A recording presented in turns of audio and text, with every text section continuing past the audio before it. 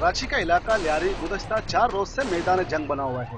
Operation के दौरान मुसल्लह तसादुम के बायस जहां एक तरफ इलाके में खौफ की फिजा छाई हुई है, वहीं दूसरी तरफ खौफजदा होने वाले मासूम बच्चों को खेल कूद और स्कूल न जाने का गम सता रहा है। इन बच्चों ने फायरिंग बंद करने की अपील की है ताकि वो अपने स्कूल जा सके।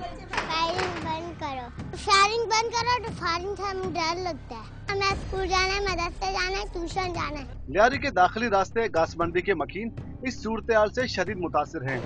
एक तरफ तो मकीनों का कहना है कि पुलिस की भारी नफरी की मौजूदगी और इनकी जानिब से फायरिंग से मासूम बच्चों के दिलों में खौफ और डर बैठ गया है। वहीं दूसरी तरफ मकीन पुलिस की मौजूदगी पर खासे मुतमईन नजर आते हैं और इनका कहना है कि इनकी मौजूदगी से वो खुद को ज्यादा महफूज समझते हैं। यहाँ पर खड़े हुए हैं ना ये पुलिस वाले, तो ये हमारी तहफ़्फ़ुज़ के लिए खड़े हुए हैं। मेहरबानी करके इसको बंद करें और है ना, हमारे को ये अच्छा नहीं लगता है। हम ना निकलने जैसे, बाहर ना ड्यूटी पे जाने जैसे। बच्चे स्कूल गए हैं और है ना वहाँ दूसरे घर में रह रहे हैं, लेकिन वहाँ से राब्ता भी नहीं हो रहा। आप जितना जल्दी हो सके यहाँ से मासला खत्म करें ताकि हम अपने बच्चों से मिल सकें। जुमे से शुरू होने वाले ऑपरेशन के बायस मुतासरा इलाकों के मकीनों ने महफूज मकाम की जानिब नकल मकानी शुरू कर दी है।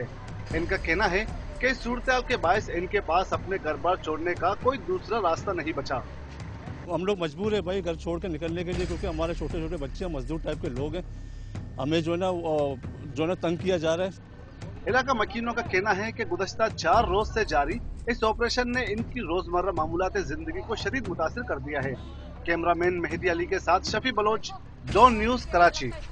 लोग भूख से मर रहे हैं।